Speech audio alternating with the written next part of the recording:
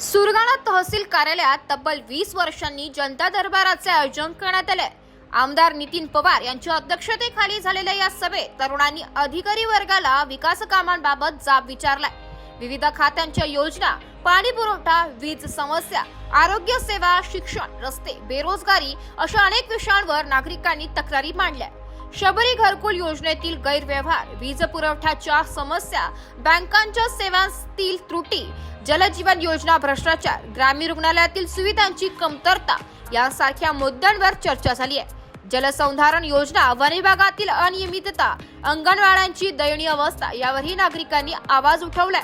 जनता दरबारात माजी आमदार जे.पी. गावित, तहसीलदार रामजी राठोड, पोलीस निरीक्षक राहुल मोरे यांच्यासह विविध खात्यांचे अधिकारी उपस्थित होते। आमदार पवार यांनी सर्व प्रश्न विधानसभेत मांडण्याचे आश्वासन दिले।